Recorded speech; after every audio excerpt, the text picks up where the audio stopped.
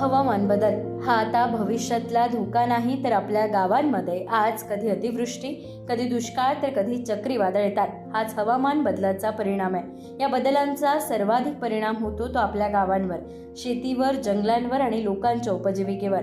याच पार्श्वभूमीवर 29 एप्रिल रोजी रायगड जिल्ह्यातील पाली सुधागड येथे कोकणातील पहिली पंचायत परिषद पार पडली. टाटा सामाजिक विज्ञान संस्था मुंबई, वातावरण फाउंडेशन, असर सोशल इम्पॅक्ट ॲडवायझर्स यांच्या संयुक्त विद्यमाने या कार्यक्रमाचे आयोजन करण्यात आले होते. सुधागड तालुक्यातील 15 ग्रामपंचायतीचे प्रतिनिधी, स्थानिक नागरिक आणि अधिकारी या परिषदेत सहभागी झाले होते.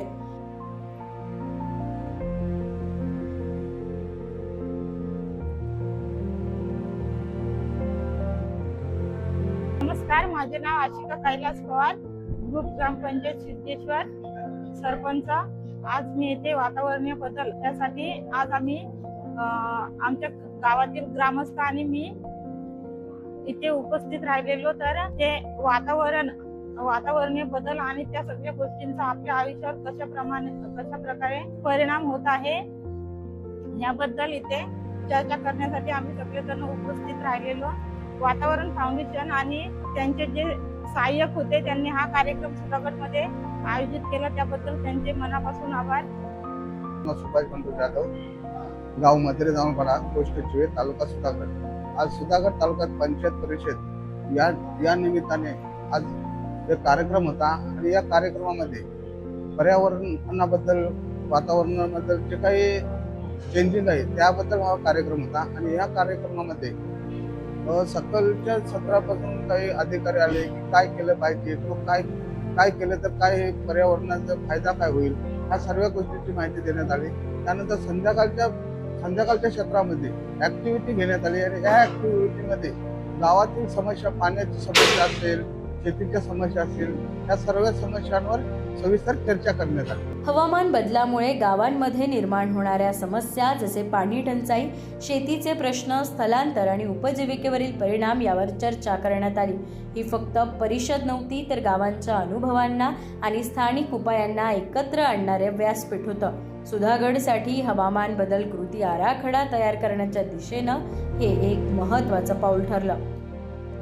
शेती सुधागडमध्ये केली जाते, हे आपल्या सुधागडचं हे होतं, परंतु आता ते समीकरण बदलले की बऱ्याच लोकांनी शेती विकली आहे. तर मला तरी आता नसेल तर आपण एक दिवस कसं तरी काढू शकतो, अन्न नसेल तर 2 दिवस काढू शकतो, पण पाण्यापासून आपण राहू शकत नाही.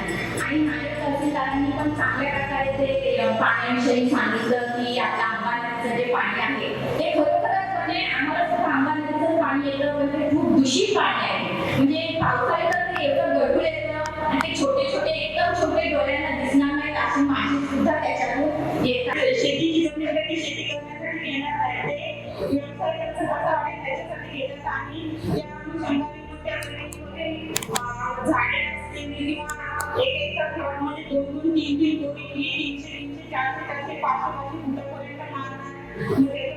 जे जमिनीतील भूगर्भातील पाणी पातळी ती कमी होत आहे आणि जंगल पूर्ण जे आपली नैसर्गिक झाड आहेत आजूबाजूला ती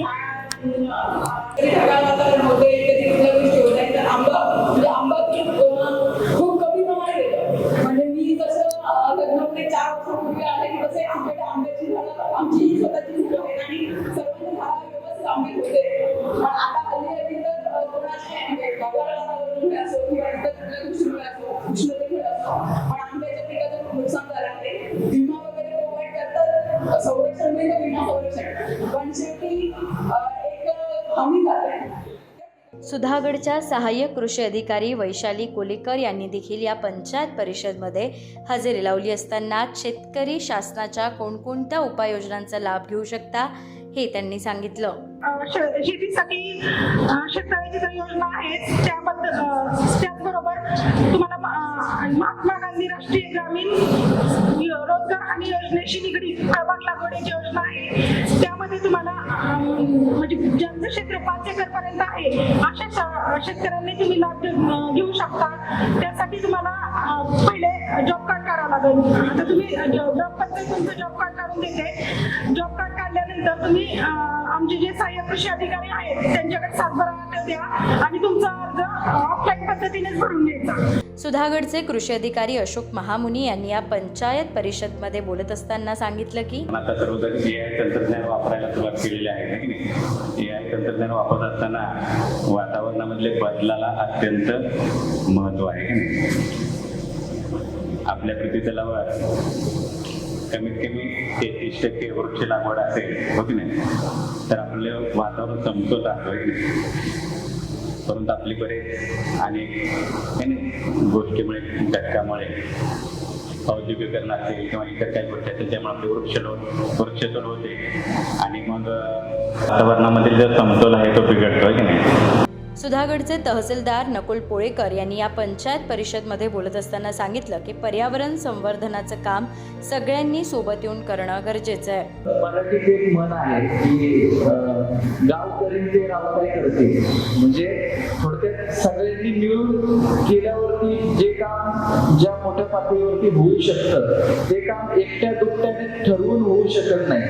आणि त्या म्हणीचा जर आपण इथं साथ उतरवायचं म्हटलं की गाव म्हणजे कोण आहे आपल्या इथं, गाव म्हणजे या प्रयत्नामध्ये असलेले सर्व लोक, मग वातावरण फाउंडेशन असेल, किस असेल, स्टेट क्लायमेट ऍक्शन सेल असेल किंवा लोकल प्रशासन असेल आणि अर्थात सगळ्यात महत्वाचं तुम्ही स्थानिक नागरिक असतील, स्थानिक सरपंच सदस्य आणि स्थानिक नागरिक, तर या सगळ्यांनी मिळून जर या विषयावरती काम करायचं ठरवलं तर खरंच खूप चांगलं आणि एक शाश्वत मोठं काम होऊ शकतं. टाटा सामाजिक विज्ञान संस्था स्कूल ऑफ हॅबिटॅट स्टडीजच्या प्राध्यापिका मंजुला भारती यांनी वातावरण बदलाचा परिणाम सर्वात जास्त स्थानिक समुदायांवर होत असल्यामुळे गावांच्या अनुभवांना आणि लोकांच्या सहभागाला महत्त्व देणं गरजेचं असल्याचं सांगितलं. Conference of Panchayat Raitaj is a second stage that has been generated after the Conference of Panchayat initiated by ASA and PDAC. But this is a new interventions into the Panchayat Raj interventions and the local governance institutions, where from discussion it is coming to a deliberative democracy. University of Toronto India फाउंडेशनच्या associate director research collaboration Shruta Rawat यांनी वातावरण बदलावर स्थानिक पातळीवर होणाऱ्या अशा उपक्रमांचं महत्त्व अधोरेखित केलं. Hi, I'm Shruta, Associate Director Research Collaborations at UFT India Foundation. It was an amazing experience being a part of the first COP that we hosted as a part of the collaboration that UTIF, TIS, ASAR and PDAC have pulled together, Vatavaran as well. For us, I feel that getting the focus back to the grassroots is extremely vital. All of the key decisions that get made, including policies, including all of the next step and actions and initiatives, they all are very top down, and it's important to integrate voices from the grassroots into all of these plans to ensure sustainable change and action. वातावरण फाउंडेशनचे मुख्य कार्यकारी अधिकारी भगवान केस भट यांनी कार्यक्रमात सहभागी झालेल्या ग्रामपंचायत प्रतिनिधी आणि स्थानिक नागरिकांनी मांडलेल्या अनुभवांबद्दल सांगितलं.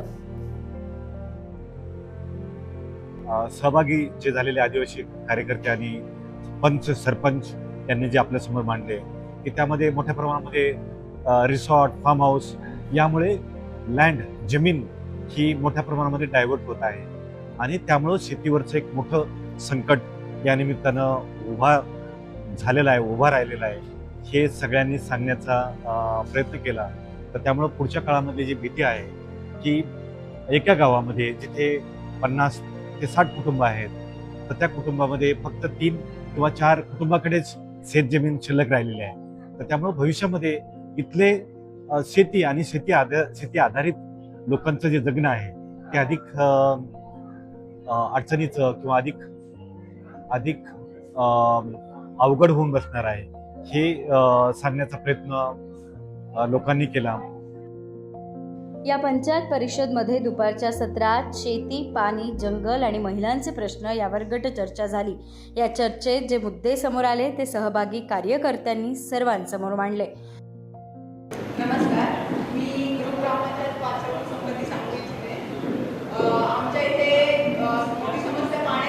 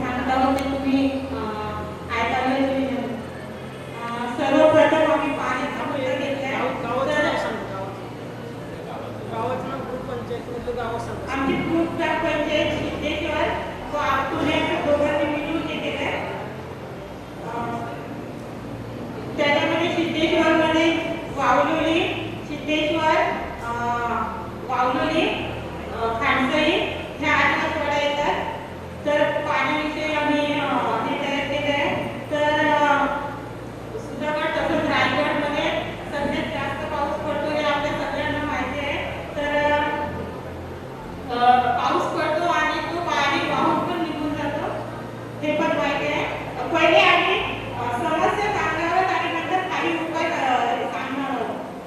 तर दुसरं भूजल पान जे खालावलेले आहे आणि मार्च एप्रिल मे हे 3 महिने पूर्ण सुधागड शेतीची पाण्याची समस्या असल्यानंतर त्याला कमी पाण्याची शेती आम्ही कमी पाण्याची शेती करतो. तर त्याला जर शेती करायची असेल तर पाटबंधारे आणि तलाव याची गरज आहे.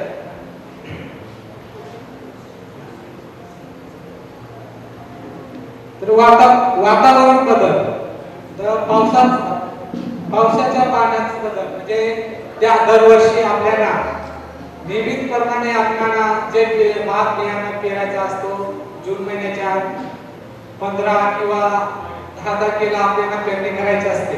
परंतु पावसात आता काही भरपूर प्रमाणात बदल झाला आहे की गेल्या वर्षी आता मे महिन्यामध्ये 6 मेला पाण्याची सुरुवात केली. तर 6 मेला पाण्याची सुरुवात केली. या पाण्याचा मोठा बदल झालेला आहे. दरवर्षी कसा मेच्या जूनच्या 1 तारखेला 2 तारखेला 4 तारखेला नियमितप्रमाणे पाऊस असतो. पण आता पावसाचा नियमितप्रमाणे मोठा बदल झालेला आहे. आंध्रची आदिवासी वाडी आमच्या गावाची समस्या आहे पाणी उपलब्ध होत नाही. पाणी पुरेसे होत नाही. घरोघरी नळ नाही. यांत्रिक बिघाडाच्या काळात पाणी उपलब्ध होत नाही. इतर लोक बोलतात येणाऱ्या पाण्यावर मालकी हक्क आहे आणि उपाय आहे नळ आणि पाणी किंवा कमी स्वरूपात जास्त स्वरूपात व्हावे. यांत्रिक सुविधांचा वापर करण्यात यावा. पाण्यावर हक्क वाढीचा असावा. शुद्ध आणि पुरवठा व्हावा. सांडपाण्याचा निचरा योग्य पद्धतीत करावा व अपेक्षा आहे फिल्टर युक्त पाणी गावाला देण्यात यावे. यांत्रिकीकरणाला सोलवर चालवणे यावे. अंतर्गत गटार खोदण्यात यावे. पाण्यासाठी तलाव खोदण्यात यावा. माती हक्क देण्यात यावे. सुधागडमधील या पंचायत परिषदमध्ये रायगडसाठी क्लायमेट ॲक्शन प्लॅन कसा आखता येईल यावर भर देण्यात आला.